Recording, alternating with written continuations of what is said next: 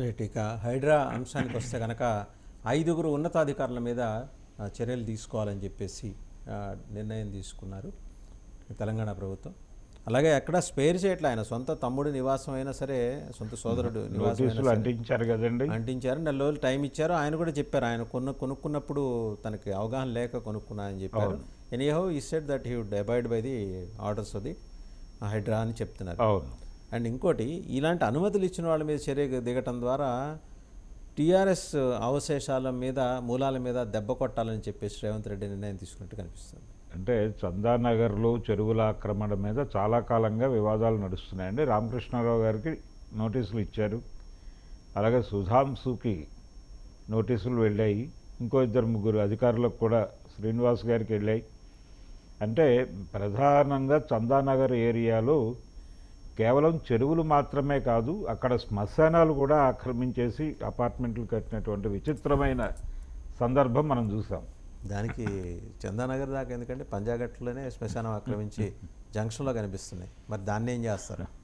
ఇది ఓకే. అంటే చందానగర్లో చాలా పర్టికులర్గా అక్కడ సమాధులు ఉండేవి అనేటువంటి ఏ రకమైన ఆనవాలు లేకుండా శ్మశానం ఉండేది అని. అంటే ఆ మధ్య ఎవరో జోకేశారు, అక్కడ దయ్యాలు నిర్వాసితం అయిపోయినా ఎవరు పట్టించుకోవటం లేదని. అటువంటి కండిషన్ ఇవన్నీ మనం ప్రాక్టికల్గా చూస్తూ వచ్చినవి. వీటికి అనుమతులు ఇచ్చినటువంటి వాళ్ళు ఎవరు అనేది అంటే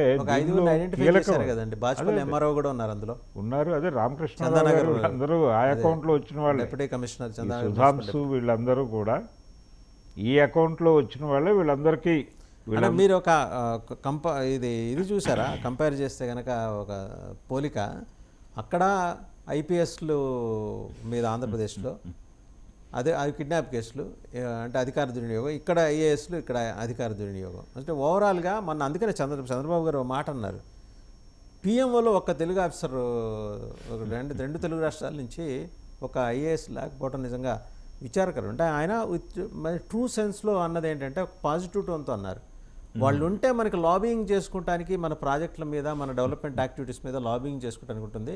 it's unfortunate that PMO doesn't have any Telugu officer. Telugu అంటే ఈ 2 తెలుగు రాష్ట్రాల క్యాడర్లో ఉన్న ఐఏఎస్ ఆఫీసర్ ఎవరు లేరు అక్కడ.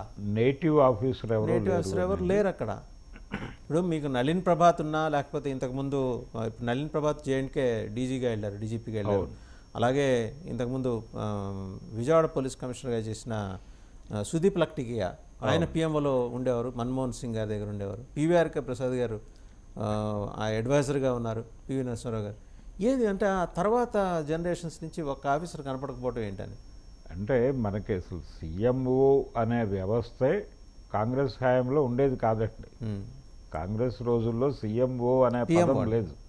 సీఎంఓ కానీ పిఎంఓ కానీ, పిఎంఓ కొంతమేరకు ఉండేది కానీ సీఎంఓ అనేది లేదు. ఒక ఐఏఎస్ ఆఫీసర్ ఉండేవాడు, అంత పర్సనల్ కేర్ చూసేవాడు. అది పీవీఆర్కే గారు చేశారు, పివి నరసింహారావు గారి టైంలో, ఆయన సీఎంగా ఉండగా.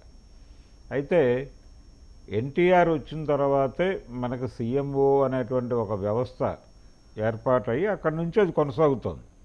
ఇప్పుడు చాలా పెద్ద ఎత్తున సీఎంఓ అనేది చాలా పెద్ద వ్యవస్థగా మారినటువంటి సందర్భం మనం చూస్తున్నాం.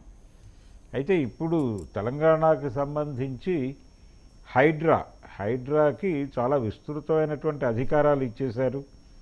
నోటీసులు ఇవ్వకుండా కూడా మేము కూల్చేసే అధికారం మాకుంది అని రంగనాథ్ గారు ఒక ఇంటర్వ్యూలో ప్రకటించాడు. చేశారు కానీ దానికి లెగాలిటీ లేదండి. వచ్చిన సంస్థ ఏది చట్టపరంగా చట్టబద్ధత లేదు ఆ సంస్థకి. అది దాన్ని ఎవరు క్వశ్చన్ చేయలేకపోతున్నారు కానీ చట్టబద్ధత లేదు. చట్టబద్ధత అంటే జీవో ద్వారా దానికి కొన్ని అధికారాలు ఏంటి ఉన్నాయంటే, నోటీసులు ఇచ్చిన తర్వాత కూల్చడానికి అధికారాలు ఉన్నాయి. అంటే డిజాస్టర్ మేనేజ్మెంట్ అనే వ్యవస్థ ఆల్రెడీ ఉంది. దానికి ఇప్పుడు అసెట్స్ కాపాడుకునేటువంటి, ప్రభుత్వాస్తులు కాపాడుకునేటువంటి ఇట్ వాస్ దాని టైటిల్ అది EV&DM అనేది. అవును, అది దీనిలో ఉండేది. జిహెచ్ఎంసీలోనే లోపల అంతర్భాగంగా ఉండేది. అది ఆ అంతర్భాగాన్ని బయటకు తీసుకొచ్చి దానికి అసెట్స్, ప్రాపర్టీ పరిరక్షణ అనేది అప్పజెప్పి దాన్ని ఒక స్వతంత్ర వ్యవస్థ కింద ఏర్పాటు చేయాలనేది ఆయన కార్యక్రమం, సీఎం గారిది. దానికి చట్టబద్ధత కల్పించే ప్రయత్నం కూడా చేస్తారు ఆయన.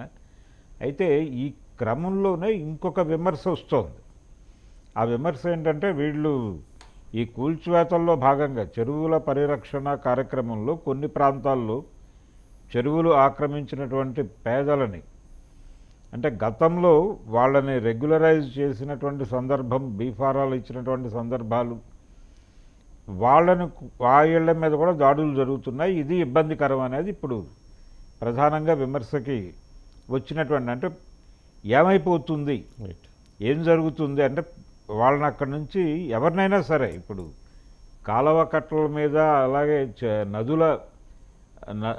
నదుల మీద ఇళ్ళు కట్టేసిన వాళ్ళు చాలామంది ఉంటారు. వాళ్ళని అక్కడి నుంచి తరలించేటప్పుడు వేరే చోట వాళ్ళకి నివాస గృహాలు అలాట్ చేసిన తర్వాత అక్కడి నుంచి కదిలించడం జరుగుతుంది. అటువంటిది ఏమీ లేకుండా వెళ్ళిపోయి కొట్టేయటం వలన అంటే పెద్దల్ని కొట్టడం వేరే, అంటే ఆక్రమించుకున్న వాళ్ళలో ఇప్పుడు నాగార్జున ఉన్నాడు, ఆయన స్థలము ఉంది, ఆయన ఆక్రమించిన స్థలము కలిసి ఉంది దానిలో. అయితే ఆయన నిర్మాణం ఆక్రమించినటువంటి స్థలంలో కట్టుకున్నాడు ఆయన. దాంతో టోటల్ డిమాలిషన్ జరిగింది అక్కడ.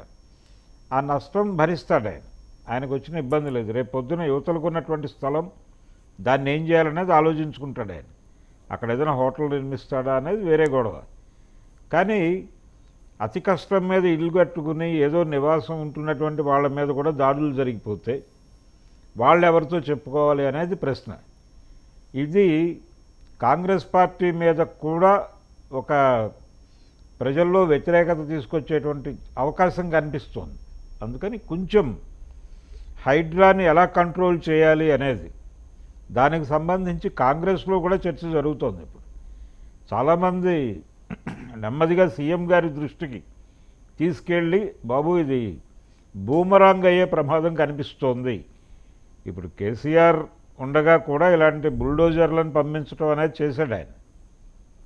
అయ్యప్ప సొసైటీలో బుల్డోజర్లు నడిచినటువంటి సందర్భం చూసాం. అంతకుముందు కిరణ్ కుమార్ రెడ్డి గారి రోజుల్లో కూడా నడిచింది. కన్వెన్షన్కి కూడా నోటీసులు వెళ్ళినాయి అప్పుడే కేసీఆర్ టైంలోనే. వెళ్ళిన తర్వాత వాళ్ళు కోర్టు నుంచి డైరెక్షన్ తెచ్చుకున్నారు. అలాగే జడ్జీలు కూడా ఇళ్ళు కట్టుకున్నటువంటి స్థలాలు చెరువుల్లో ఉండటం మనకు తెలుసు.